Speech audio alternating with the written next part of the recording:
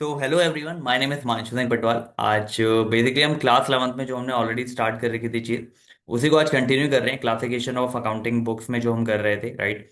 आपको ऑलरेडी मैंने basic concept बताया था कि आपकी जो ये स्पेशल बुक्स होती हैं, ये 7 तरह की होती हैं इन टोटल, राइट।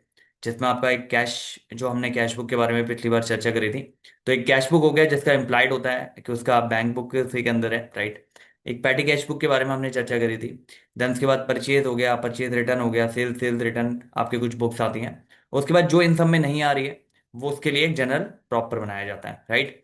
तो इस 7 तरह की चीजें हमने डिस्कस करी थी। Now we are discussing about the like cash हम कर चुके थे। आज हम पैटी कैश बुक के बारे में डिस्कस करेंगे, राइट। उसके साथ साथ परचेज एंड परचेज रिटर्न के बारे में डिस्कशन करेंगे, ठीक है। So I share my screen with you so that we are able to discuss it on the same page, right? तो अभी अगर मैं बात कहूं यहाँ पे जो हम डिस्कस करने वाले हैं, we are discussing the books. थोड़ा सा सिनॉप्सिस दे देता हूँ क्या चर्चा हो रही थी, ठीक है। तो you have an idea about it कि भाई क्या चर्चा हो रही थी और क्या हम शुरू करने वाले हैं, ठीक है जी। तो सबसे पहले हमने देखा था भाई क्लासिफिकेशन जब हम करते हैं अकाउंटिंग की बुक का, जब भी आप अकाउंटिंग कर रहे हो उसमें क्लासिफिकेशन जब आप करोगे तो क्या क्या रहता है क्लासिफिकेशन का, ये चर्चा हम कर रहे थे। तो मैंने आपको बताया था भाई 7 तरह की आपकी, नॉर्मली 6 तरह की स्पेशल बुक्स होती है और एक आपका जनरल प्रॉपर होता है। तो 6 में आपकी क्या आ जाती है, एक आपका कैश बुक आ जाता है, ठीक है। कैश बुक बोल रहा हूं तो इसका इंप्लाइड है, जब डबल कॉलम बनेगी तो बैंक इसका इंप्लाइड है, जो हम ऑलरेडी कर चुके हैं, ठीक है। इसी में एक पैटी कैश बुक बनती है आपकी, ठीक है। और इसी के साथ साथ कुछ आपकी और बुक्स बनती है, जैसे परचेज आप कर रहे हो, ठीक है, या परचेज रिटर्न हो रही है। इसी के साथ साथ सेल्स कर रहे हो या सेल्स रिटर्न हो रही है, और जो इन सब में नहीं आ रही वो कहाँ चली जाएगी, आपकी जनरल प्रॉपर में। तो ये एक सिनेरियो देखा था हमने लास्ट में, लास्ट क्लास में।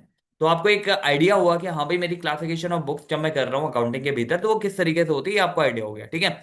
We already did this, right. Now petty cash book के बारे में थोड़ा सा आपको समझा देता हूँ कि होता क्या है ये, ठीक है।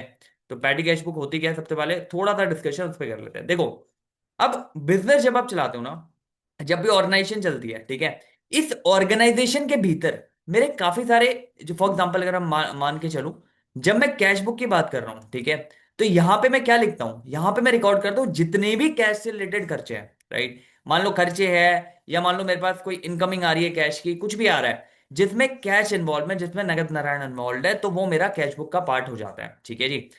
अब यहां पे क्यों जरूरत पड़ी भाई हमें एक पैटी कैश बुक बनाने की, अगर ये ऑलरेडी बन रही है तो why you are creating this petty cash book, right. क्या पर्पस है इसको क्रिएट करने का। देखो कई बार क्या होता है ना, ऑर्गेनाइजेशन के भीतर जब हम काम करते हैं, जब आप ऑर्गेनाइजेशन के भीतर देखोगे तो काफी सारी उसमें ऐसे खर्चे होते हैं, छोटे मोटे खर्चे, राइट। मान लो कोई किसी एम्प्लॉय को मैंने बाहर भेजा किसी साइड पे, राइट। अब वो वहां कैब करके गया, तो उस कैब का खर्चा, राइट, जितना भी 200 400 500 1000 वट एवर इट इज। तो ये जो छोटे मोटे खर्चे होते हैं ना, इसको मैं कैश बुक में नहीं लिख सकता, क्योंकि ये खर्चे होते हैं रेगुलर बेसिस पे, राइट। सबसे पहली बात क्या होती है, ये रेगुलर बेसिस पे खर्चे होंगे। एक इंटरवल पे मुझे पता है भैया इतना खर्चा मेरा होना ही होना है, राइट। थोड़ा ऊपर नीचे चलता रहेगा बट मुझे पता है कि इतना खर्चा होना ही होना है। फॉर एग्जाम्पल पैडी कैश में आप क्या क्या लोगे वो देख लेते हैं थोड़ा सा। जैसे फॉर एग्जाम्पल आपने कोई भी ले लो, कोई भी खर्चा करा, मान लो कन्वेंस पे कोई खर्चा कर लिया आपने, कन्वेंस पे कोई खर्चा कर लिया, कैब फेयर हो गया आपका, बस फेयर हो गया आपका, टैक्सी फेयर हो गया, वट एवर इट इज। अब इसको अगर मैं मेन कैश बुक में लिख दूंगा तो मेन कैश बुक काफी सारी क्लटर्ड हो जाएगी, राइट। इतनी सारी चीजें उसमें हो जाएगी तो कंफ्यूजन हो जाएगी कि मेरे को समझ ही नहीं आएगी इंटरप्रिटेशन देना क्या चाहता है। तो मैं कहता हूं भाई ये जो छोटे मोटे खर्चे जितने भी कर रहा है ना, चाहे तू ये कन्वेंस के कर रहा हो, चाहे पोस्टेज कोरियर वगैरह के कर रहा हो, ठीक है, कोई स्पीड पोस्ट कराया, अब उसके उसका जो भी खर्चा है, 100 200 400 जितना भी रुपए खर्चा है, तो उसको अलग से लिख लें, ठीक है। उसके लिए अलग से अकाउंट बना ले जिसको हम बोलते हैं पैटी कैश बुक, राइट।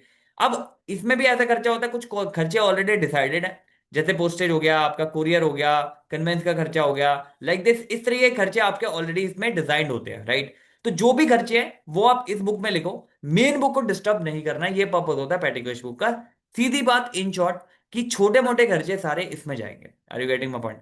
भाई स्टेशनरी चाहिए, रबड़ शॉर्पनर आपको कुछ खत्म हो रहा है एक इंटरवल पे, रेगुलर इंटरवल पे पेन्स खत्म हो रहे हैं, राइट। एक छोटी मोटी जो आपकी डायरीज होती है जो आप देते हो या वर्किंग करते हो उसमें, वो खत्म हो रही है, तो ये सारा खर्चा आपका पैटी में जाता है, राइट। जो भी पैटी खर्चा है उसमें जाता है। अब पैटी कैश बुक की जब हम बात करते हैं तो काम कैसे करता है ये, राइट। ये काम कैसे करता है उस पर चर्चा करेंगे। देखो पैटी का मतलब समझ आ रहा है, ठीक है। पैटी का मतलब छोटे खर्चे, are you getting my point. जब भी मैं पैटी की बात करूंगा तो छोटे खर्चे होंगे कि भाई मेरा मान लो कोई पोस्टेज का खर्चा हो गया, या मान लो मेरा कोई ट्रैवल का एक्सपेंस हो गया, या मान लो मेरा कोई कैब का खर्चा हो गया। तो वो सारे खर्चे आपके पेटी कैश बुक में ऑलरेडी एज अ पार्ट आ जाते हैं। Are you getting my point? अब इस पेटी कैश बुक की जब हम बात करते हैं, तो पेटी कैश बुक बेसिकली आपका जो काम करता है वो काम करेगा। देखो इसमें क्या है, अब ऐसा तो है नहीं अकाउंटेंट कहता है भैया मेरे पास बहुत काम है, मेरे पास ना बहुत काम पड़ा है, तो ऐसा नहीं है कि मैं अभी पर्टिकुलरली तेरा ये छोटा मोटा खर्चा लिखने बैठूंगा अपनी कैश बुक में, मेरे को अपनी कैश बुक खराब नहीं करनी। तू क्या कर, तू मेरे को मेल कर दे, या इसके लिए अलग से एक कैशियर बिठाया हुआ है मैंने, ठीक है, इससे अलग से एक कैशियर बिठाया हुआ अपनी ऑर्गेनाइजेशन के भीतर। अब करता क्या है ये करता क्या है, इसको ना एक मैंने एक इनिशियल में जब भी पीरियड है, फॉर एग्जांपल ये पेटी कैश बुक मुझे पता है महीने महीने में इतना खर्चा होता है, तो महीने की बिगिनिंग को, तो महीने की जो 1 तारीख होती है ना, कुछ फंड मैं इसको दे देता हूँ कि भैया इतना फंड तुमने रख लिया। मान ले मैंने इसको 5,000 रुपये दे दिए, मुझे पता है यार पैटी में छोटा मोटा खर्चा है तेरा, कुछ पोस्टेज का खर्चा है, कुछ स्पीड पोस्ट का खर्चा है, कुछ कन्वेंस का खर्चा हो जाता है, वट एवर इट इज, तो 5,000 मैंने इसको दे दिया। अब ये क्या करता रहेगा, ये अपनी कैश बुक बनाएगा पूरे महीने की, ठीक है, ये पैटी कैश बुक बनाएगा पूरे महीने की, ये उसमें खर्चे लिखता जाएगा। यहां पे तो लिख देगा जो भी रिसीव्ड हुए इस साइड डेबिट साइड कि भैया 5,000 मुझे रिसीव हो गए। क्रेडिट साइड जितने भी एक्सपेंसेस होते जा रहे हैं इसके, पोस्टेज का कोई खर्चा हो गया इसने लिख दिया, कोई मान लो कन्वेंस का कोई खर्चा आ गया इसने लिख दिया, अदर कोई खर्चा आ गया इसने लिख दिया, ऐसे ही खर्चे लिखते जा रहा है डेट वाइज, ठीक है। जब ये यहाँ पे एंड डेट पे पहुंचा 30 तारीख को, 30, 31 जो भी है, जब ये एंड डेट पे पहुंचा तो ये इन सारे खर्चों को कर लेगा टोटल कि भैया टोटल कितना हो गया मेरा। अब इस टोटल को इस वाले से कंपेयर कर लेगा कि जितना अमाउंट मेरे को ऑलरेडी मिला था, राइट। जो भी बैलेंसिंग फिगर आएगी, जो भी बैलेंसिंग फिगर आएगी उसको ट्रांसफर कर देगा नेक्स्ट नेक्स्ट मंथ की बिगिनिंग में। मान लो 5,000 दिए थे, 5,000 ऑलरेडी बजट था और 4,000 का खर्चा हो गया, तो जो 1,000 रिमेनिंग हो गया इसको नेक्स्ट की बिगिनिंग में, जब नेक्स्ट मंथ का बनाऊंगा ना, नेक्स्ट मंथ जब ये आएगा उसकी बिगिनिंग में डाल दूंगा 1,000, ठीक है। और जो बचा हुआ 4,000 जो खर्च हो गया, ये इसको रिम्बर्स हो जाएंगे, जो भी वहां पे अकाउंट पे हेड होगा या जो भी कैशियर हेड होगा वो इसको 4,000 कंपेंसेट कर देगा, मतलब रिम्बर्स कर देगा, ताकि इसका बैलेंस दोबारा से 5,000 हो जाए इस मंथ के लिए। Are you getting my point?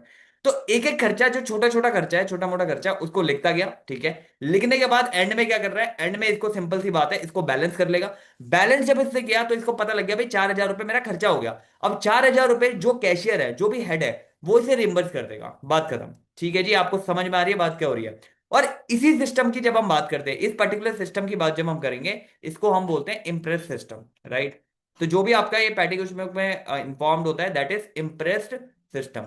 अब इम्प्रेस सिस्टम का मतलब क्या है, इसका सिंपल सा मतलब ये है कि भैया इनिशियल में, मंथ के इनिशियल में, चेंज करते हैं इसको, मंथ के इनिशियल में, जब भी, मतलब मंथ में यहाँ पे एग्जांपल ले रहा हूं, हो सकता है 3 महीने में एक बार देता हूं, हो सकता है 15 दिन में एक बार देता हूं, हो सकता है हर हफ्ते में एक बार वो देता हूं, ठीक है। मंथ के इनिशियल में, जो भी इनिशियल मंथ में आ रहा है फर्स्ट, इसमें मैंने कुछ एक एक सेट ऑफ अमाउंट दे देता हूं मैं कैशियर को, ठीक है। पकड़ा दिया मैंने भैया ये कैश ले ले, ठीक है, जो भी पैटी कैश होंगे वो इसमें से करता चलियो। अब ये क्या करेगा, पूरे मंथ में रिकॉर्ड कर लेगा भैया ये खर्चा ये खर्चा ये खर्चा ये खर्चा डेट वाइज।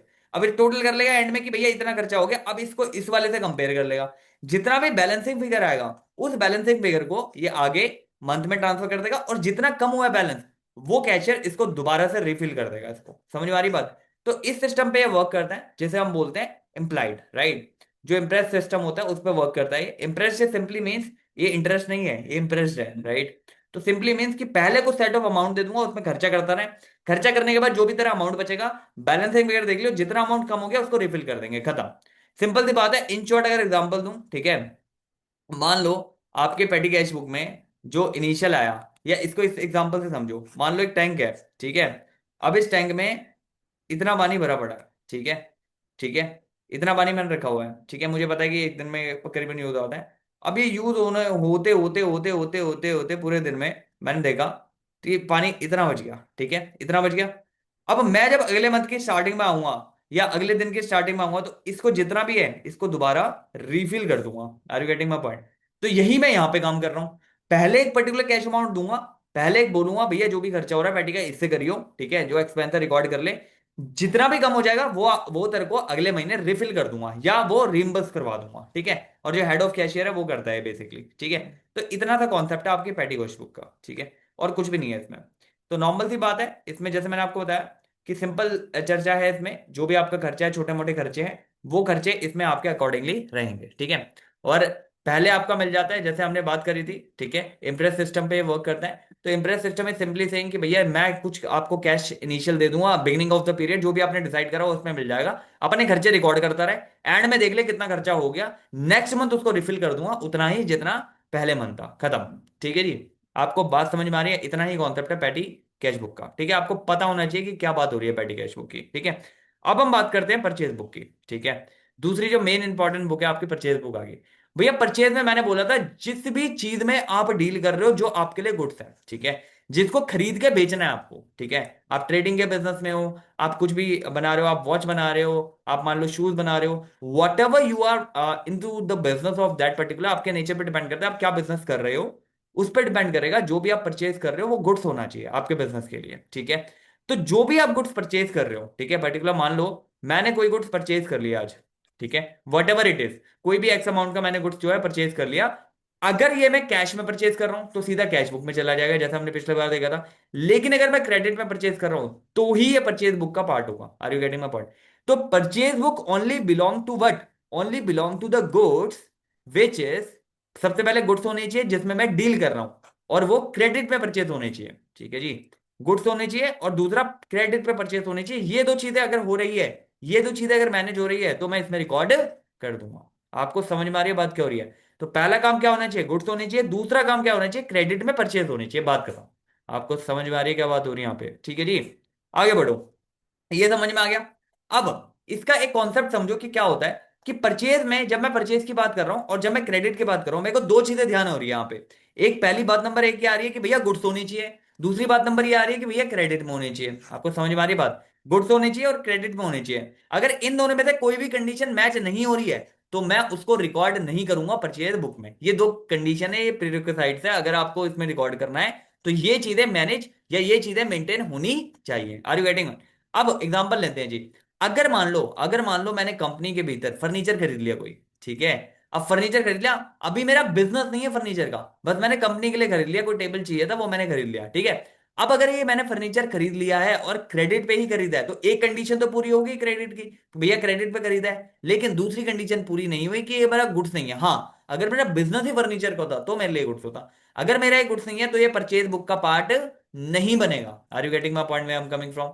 अगर ये मेरा जो इसका पार्ट नहीं है, मतलब गुड्स का पार्ट नहीं है, तो परचेज गुड का पार्ट नहीं बनेगा। तो दो कंडीशन होनी चाहिए, पहला गुड्स होनी चाहिए, दूसरा क्रेडिट में परचेज होनी चाहिए, तो ही वो परचेज बुक का पार्ट बनेगा। Are you getting my point? क्या है purchase book is all about? Purchase journal किसे बोला गया?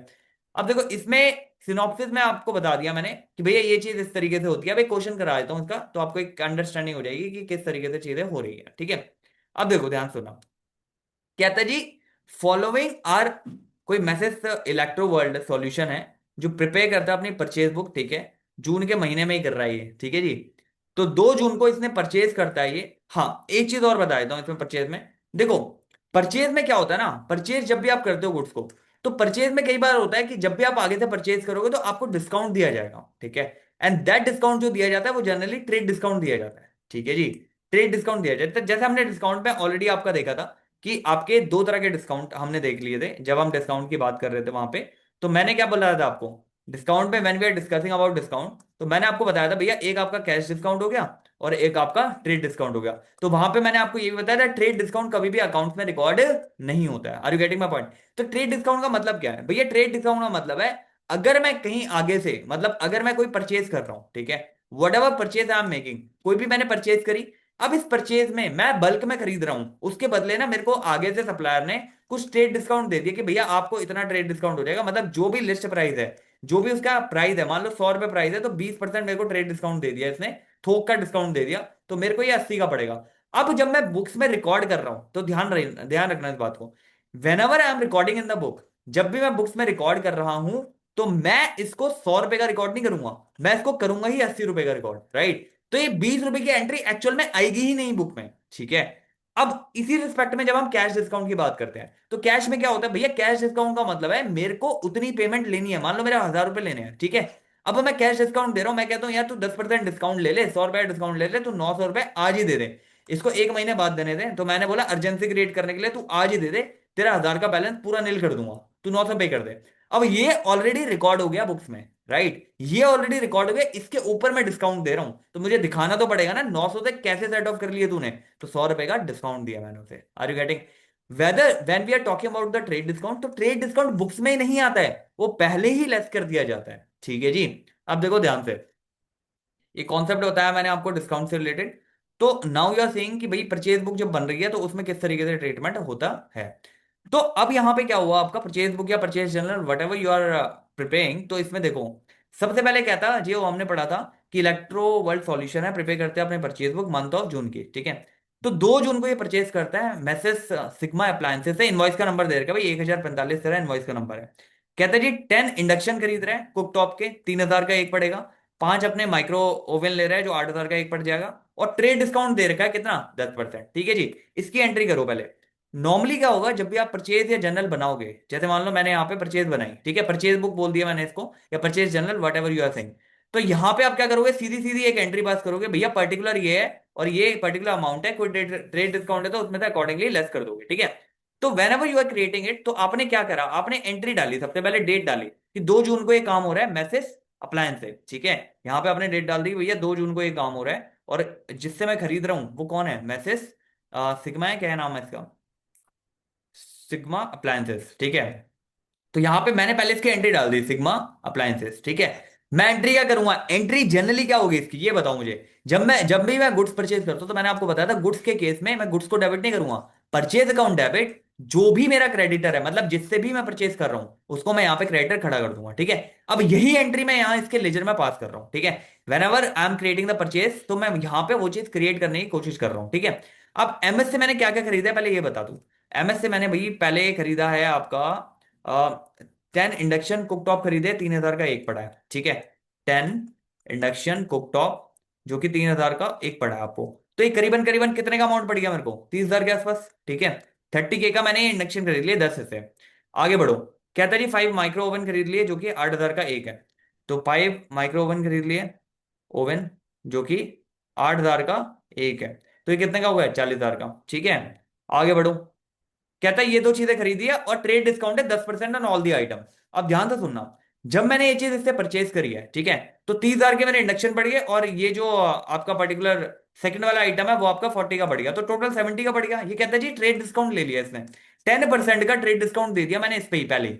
अब देखो जब भी मैं अकाउंट में रिकॉर्डिंग कर रहा हूं ना, जब भी मैं अकाउंटिंग की परचेज वाली एंट्री करूंगा यहाँ पे, तो मैं एंट्री कितने से करूंगा, ये मैं एंट्री ही पास कितने से करूंगा, 10% लेस करके। मतलब जब मैं इसका 10% लेस कर दूंगा तो कितना हो गया, 63,000। तो मैं ये एंट्री ही जो परचेज अकाउंट जो मैंने ऊपर एंट्री करवाई है आपको, मैंने क्या करा है, मैंने कहा जी परचेज अकाउंट डेबिट टू जो भी आपका ये जिससे भी खरीद रहे हो उसको आपको एज क्रेडिटर बना दिया, यहाँ पे खड़ा कर दिया।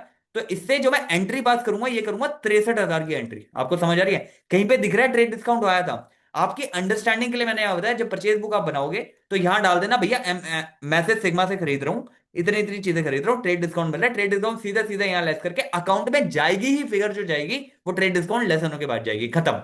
ठीक है जी, आगे बढ़ो। आपको समझ में आ रही बात क्या हो रही है यहाँ पे। तो फर्स्ट आपका जो पॉइंट था वो हमने क्लैरिटी ले ली।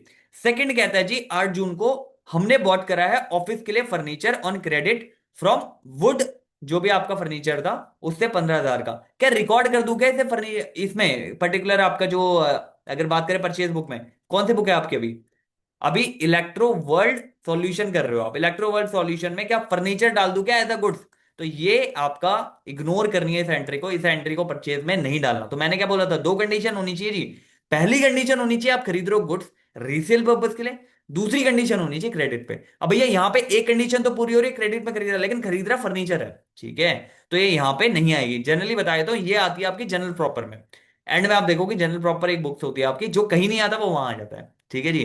आगे बढ़ो, 15 तारीख को क्या कहता है, परचेज द मर्चेंडाइज फ्रॉम ये नेक्सस इलेक्ट्रॉनिक से कुछ खरीदा है, बिल नंबर दे रखा है।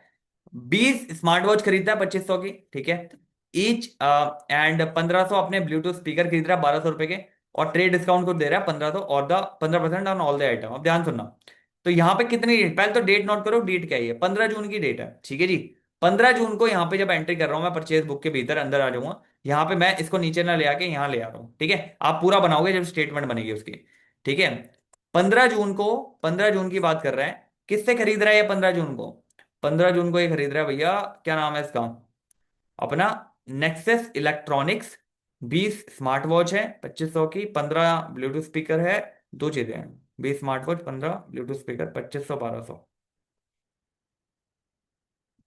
इसको यहीं बना देते ना, दिखाओ, यहाँ जगह होगी थोड़ी। ठीक है, तो इसको यहीं बना देता हूँ, इसका परचेज। तो यहां पे लिख दो कि भैया ये मैसेज नेक्सस से आप खरीद रहे हो जून 15 को। क्या क्या खरीद रहे हो, पहला पहला आइटम बताओ मेरे को फटाफट। 20 स्मार्ट वॉच ले रहे हो @2500। तो कितनी फिगर बन गई करीबन करीबन, 50, करीबन 50,000 के आसपास बन गया ये अमाउंट। ठीक है जी, आगे बढ़ो। ब्लूटूथ स्पीकर कितने ले रहे हो, 15। एक कितने का पड़ रहा है, 1200 का। तो करीबन करीबन आपका पड़ जाएगा, मोटे मोटे तौर पे अगर मैं बात कहूँ, ये पड़ेगा आपका 1200 का एक है ना, तो 15,000, 7,500, समथिंग 22,500 लग रहा है मेरे को ये अमाउंट। ठीक है, तो 1200 अगर करोगे इसे, सीधे सीधे कर लो यार, 1200, 000 5 6 0 0 2 1, कितना आ गया, करीबन करीबन 18,000 आया। ठीक है, 18,000 के आसपास आ गया। ठीक है जी, 18,000 समझ आ रहा है। तो ये अमाउंट आ गया 18,000 का, ये हमारा खर्चा हुआ इतना।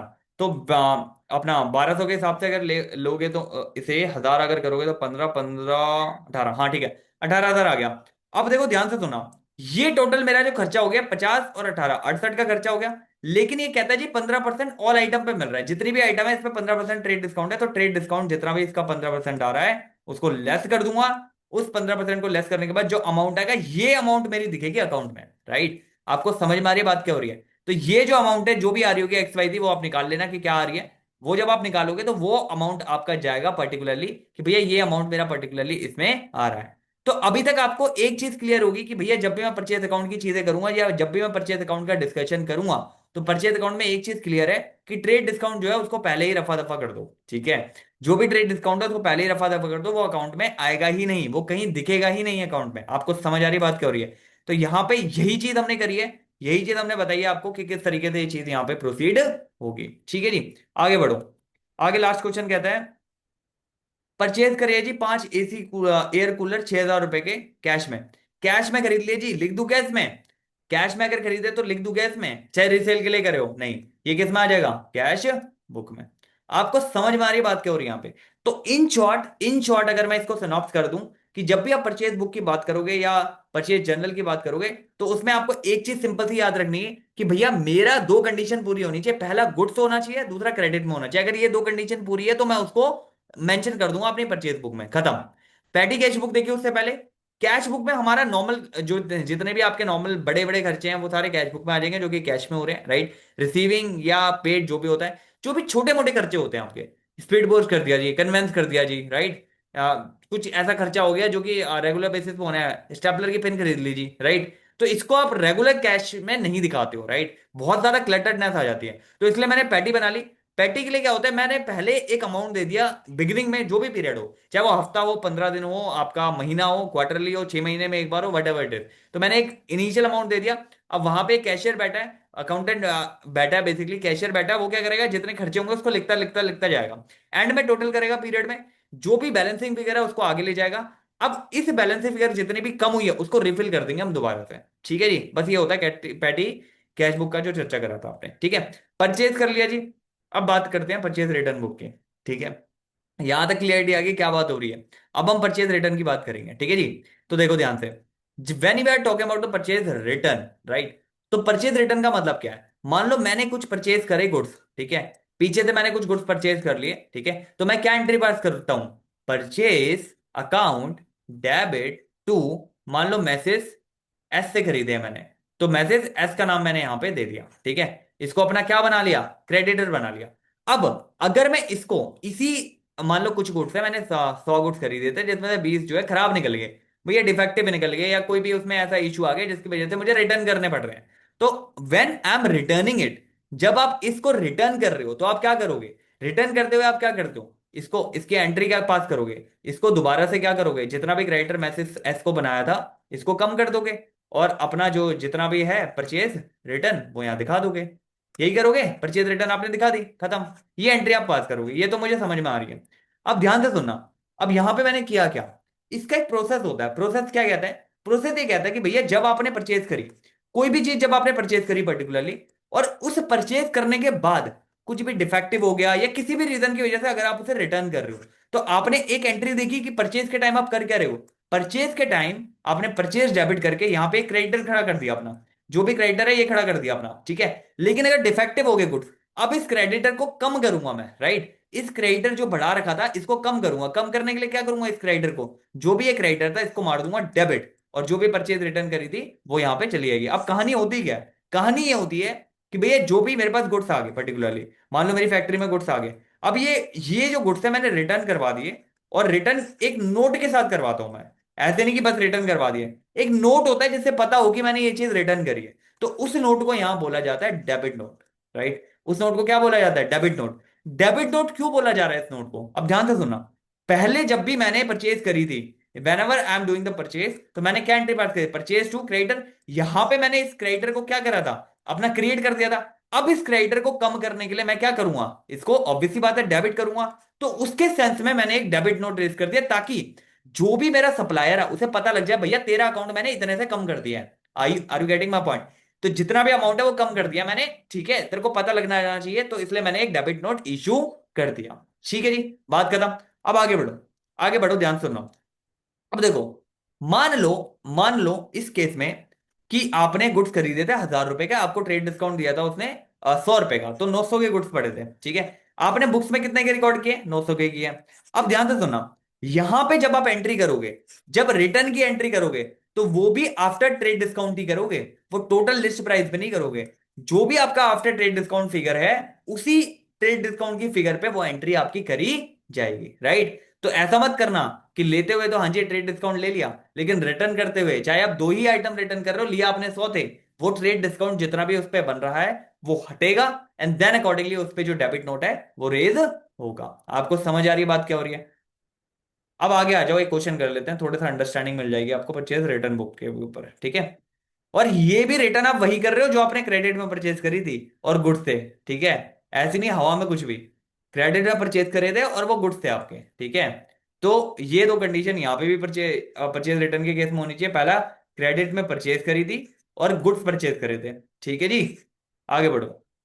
और डिफेक्टिव हो गए, कुछ भी रीजन निकल गया, तो उसके हिसाब से अपने उसे रिटर्न कर दिया। देखो उसी का एग्जांपल ले लिया इसने, उसी कॉन्टेक्स्ट जो ऊपर इलेक्ट्रो वर्ल्ड सॉल्यूशन था, उसी के कुछ गुड्स वापस करवा रही है। तो क्या कहता है, following the transaction purchase return book बनानी है आपको। कहता है 5 जून को हमने रिटर्न कर दिया डिफेक्टिव गुड्स, जो सिग्मा से खरीदे थे ना, आपने ऊपर देखे थे, उसको हमने डेबिट नोट भी रेज कर दिया, 2 इंडक्शन दिए, एक ओवन दिया है। तो मैं क्या करूंगा, जब यहाँ पे इसका परचेज रिटर्न बुक बनाऊंगा, इसकी परचेज रिटर्न बुक, तो इसमें क्या लिख दूंगा, इसमें ये लिख दूंगा कि भैया पहले तो डेट लिख दूंगा 5 तारीख को मैंने करे, और डेबिट नोट मैंने इशू कर दूंगा इसको, मैसेज सिग्मा जो भी है, इसका कितना है पर्टिकुलरली अगर हम बात करें, तो आपको दिख रहा है 2 इंडक्शन और एक ओवन हमने रिटर्न कर दिया, ठीक है। 2 इंडक्शन, ठीक है, जितने के भी थे, और एक ओवन, कितने का था पहले ये बताओ मुझे, जो भी इंडक्शन और ओवन था वो कितने का था वो बताओ पहले, ठीक है। एक बार देख लेते हो ऊपर चल के। भैया इंडक्शन था इसका 3,000 का और ओवन था 8,000 का, ठीक है। अब इंडक्शन की बात करते हैं, तो 3,000 का इंडक्शन वापस कर दिया और 8,000 का ओवन वापस कर दिया, कितने, 6,000 इसके बन गए और 8 इसके बन गए, टोटल कितने बने, 14,000। क्या 14,000 का डेबिट नोट रेस कर दूं क्या, नहीं, इसमें से लेस करो जो भी ट्रेड डिस्काउंट उसने आपको दिया था। आई थिंक 10% दिया था, तो 10% जब आप इसमें लेस करोगे 1.4 के, रिमेनिंग जो भी फिगर आएगी, कितनी रिमेनिंग फिगर आ गई, आई थिंक 12.6 के। तो ये जो रिमेनिंग फिगर है, that will be considered for the debit note. Are you getting my point. तो डेबिट नोट आप हमेशा तभी करोगे, ये देखो यहाँ पे 10% लगाया था, डेबिट नोट आप हमेशा तभी करोगे जब आप उसमें से ट्रेड डिस्काउंट को अलग कर लो। ऐसा मत कर देना कि भैया लिया तो लेते वक्त तो फटाफट ट्रेड डिस्काउंट ले लिया, लेकिन देते हुए ट्रेड डिस्काउंट का कोई नामो निशान ही नहीं है, पूछ ही नहीं रहा, तो वो रिजेक्ट हो जाएगी एंट्री आपकी, ठीक है। तो you need to consider the trade discount particularly, आपको वो कंसीडर करना पड़ेगा, then only you are able to proceed with it. आपको समझ आ रही बात क्या हो रही है। तो यहां पे जो हमने चर्चा करी है वो इसी के ऊपर चर्चा करी थी कि भैया क्या चीज इसमें हो रही है, क्या पर्टिकुलरली हम इसमें डिस्कशन करने वाले हैं। आगे बढ़ो, अगला क्वेश्चन क्या कहता है, मतलब इसी का अगला पार्ट क्या कहता है। अगला पार्ट ये कहता है कि भैया कि मैंने रिटर्न करा वन डैमेज ऑफिस चेयर कर दी, रिटर्न 250 एट 250 रुपए वैल्यू पे, ठीक है। तो क्या रिकॉर्ड कर दूं क्या इसे परचेज रिटर्न में, नो। क्यों, क्योंकि ये गुड्स नहीं है, ठीक है। हालांकि खरीदी ये भी परचेज हमने उसी में दी क्रेडिट में, ये गुड्स नहीं है, इसलिए परचेज या परचेज रिटर्न का पार्ट नहीं होगी। Are you getting? अब आगे बढ़ो। रिटर्न कर दे गुड्स नेक्सस से जो खरीदे थे, they didn't match the sample, catalogue से मैच नहीं करे, डेबिट नोट भी इशू कर दे। चार स्मार्ट वॉच थी जो कैटलॉग से मैच नहीं करी। तो जब आप परचेज रिटर्न बनाओगे तो यहां पे लिखोगे मैसेस नेक्सस को आपने करे हैं चार स्मार्ट वॉच है। कितने की थी ये चार स्मार्ट वॉच? करीबन आई थिंक कितने की थी नेक्सस? 250 रुपए की थी क्या? 250 रुपए की थी और 15% ट्रेड डिस्काउंट मिल रहा था इसमें। तो 250 रुपए की जो आपकी ये है, आप डाल दो इसमें। चार करिए, 250 की थी, कितने पड़ गए? 10,000। और अपना 15% डिस्काउंट मिल गया इसमें ट्रेड।